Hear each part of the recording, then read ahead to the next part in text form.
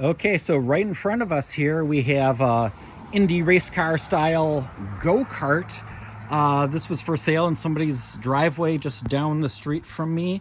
It's fiberglass, slick wheels, and then in the back it's got a Briggs & Stratton gas engine. It is marked as being a 3 horsepower, and right on the tail it says powered by Briggs & Stratton.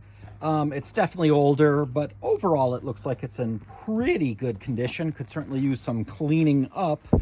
And I think this would be ideal to run on this right here, a Briggs & Stratton Etek electric motor at 36 or 48 volts.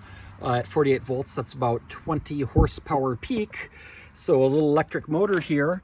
And the best part is it's still a Briggs & Stratton. So maybe an upgrade from 3 horsepower to 8 or 9 continuous 20 horsepower peak. Sounds like a lot of fun for an electric vehicle project.